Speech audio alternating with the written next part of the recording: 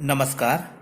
आज हम रजिया सज्जाद जहीर द्वारा रचित कहानी नमक का अध्ययन करेंगे। नमक दो देशों की सरहदों के मध्य बसने वाले उन लोगों की कहानी है जिनके दिलों को सरहद बांट नहीं सकी है। इस कहानी की जो नायिका हैं, जिनका नाम सफिया है,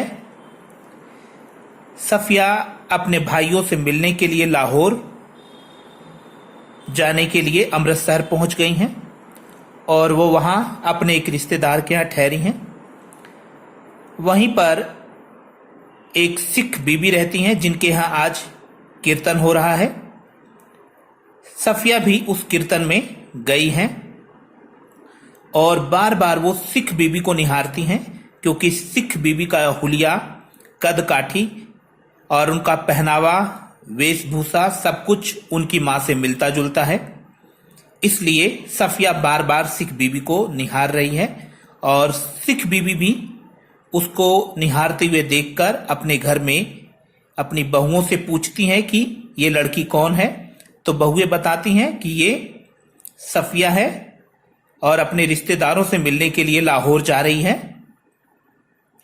लाहौर का नाम सुनकर सिख बीबी सफिया के पास आकर बैठ जाती हैं और बताती हैं कि लाहौर बहुत ही सुंदर शहर है, वहाँ के लोग बड़े ही मेहमान नवाज हैं, खाने पीने के और सैर सपाटे के शौकीन हैं। और सिख बीबी कहती है, साडा लाहौर मुझे बहुत याद आता है। सफिया जानना चाहती है तो वो बताती हैं कि जब विभाजन हुआ, बंटवारा हुआ, तो वो लाहौर से अमृतसर आ गई। यहाँ मेरा कारोबार भी है, घर बार भी है, सब कुछ है, लेकिन मुझे मेरे वतन, साडे वतन लाहौर की बहुत याद आती है।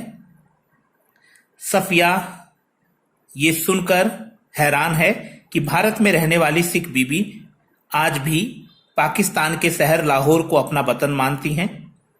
सफिया सिख बीबी से कहती हैं कि मैं कल लाहौर जा रही हूं भाइयों से मिलने, माताजी आपके लिए वहां से कुछ ले आऊं। तो सिख बीबी हिचकिचाते हुए उनसे कहती हैं कि ला सको तो मेरे लिए थोड़ा सा लाहौरी नमक ले आना। इस तरीके से सफिया अगले दिन लाहौर अपने भाइयों के पास पहुंचती है। 15 दिन का वीजा मिला हुआ है और ये 15 दिन अपने भाइयों के प्यार मोहब्बत में और घूमने फिरने में, रिश्तेदारों से मिलने में ऐसे बीत जाता है कि पता ही नहीं चलता है।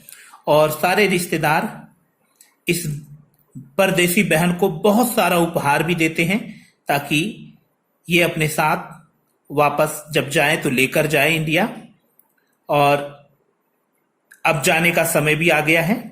सफिया अपनी पैकिंग कर रही हैं। 15 दिनों का समय बीत चुका है और अपने भाई से वो एक बात पूछती हैं कि भाई, क्या मैं लाहौर से लाहौरी नमक भारत ले जा सकती हूं?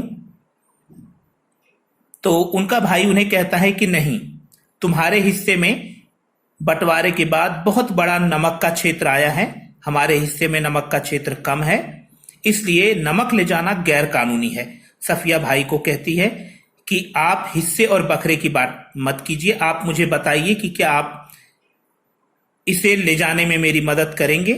सफिया का भाई एक बड़ा पुलिस अधिकारी है और वो साफ मना करता है कि आप ऐसा नहीं कर सकती हैं, यदि पकड़ी गई बदनामी होगी और आगे से आपको आने के लिए यहां वीजा नहीं मिलेगा और ये गैर कानूनी है।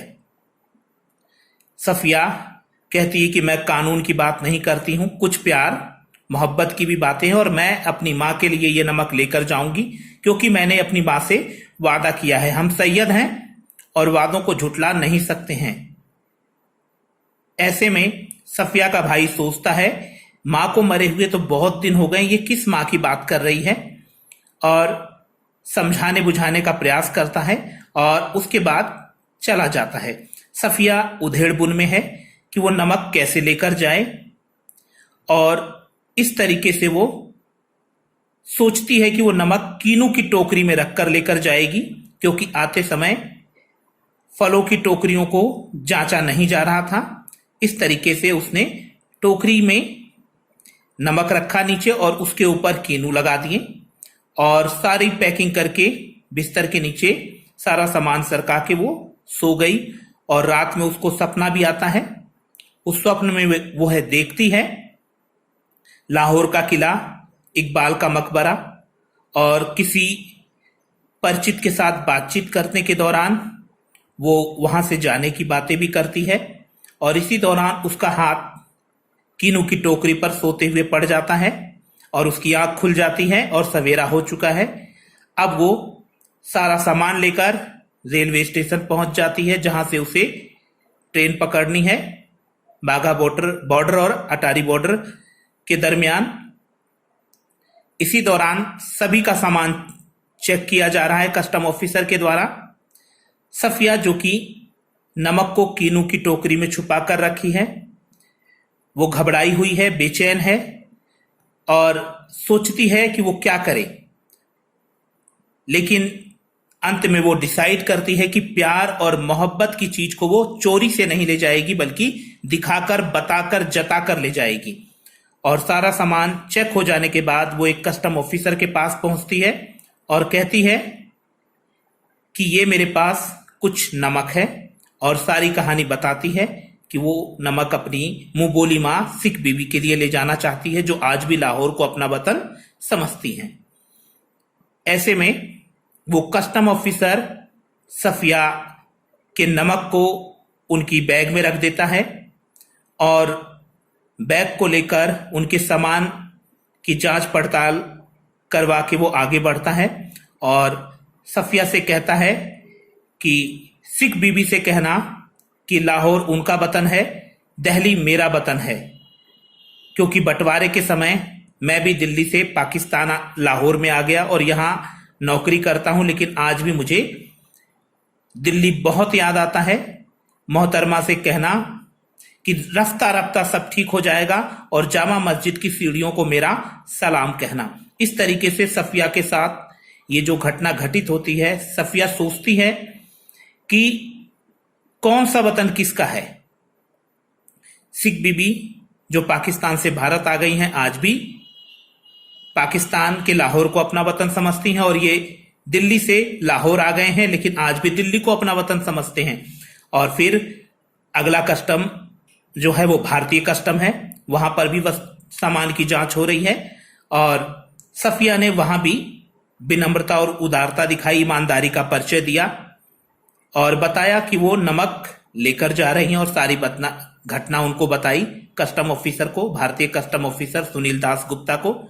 सुनील दास गुप्ता ने नमक को अपने हाथ में उठाकर उनके बैग में रखा और उनको एक कैबिन में ले गए, चाय पिलाई उन्हें और उसके बाद बैग लेकर वो आगे आगे चलने लगे और बताया कि किस तरीके से विभाजन के समय वह भी बांग्लादेश ढाका से भारत आ गए थे और आज भी उनको उनका वतन ढाका बहुत याद आता है और वो कहते हैं कि मेरे वतन ढाका के डाब यानी नारियल पानी की बात ही कुछ और है।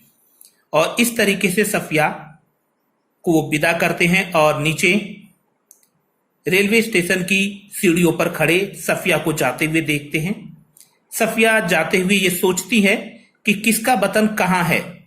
सिख बीबी जो लाहौर को अपना वतन समझती है, लाहौर में रहने वाले कस्टम अधिकारी दिल्ली को अपना वतन समझते हैं और साथ ही साथ यहाँ अमृत शहर में जो कस्टम ऑफिसर है आज भी बांग्लादेश को अपना वतन समझते हैं।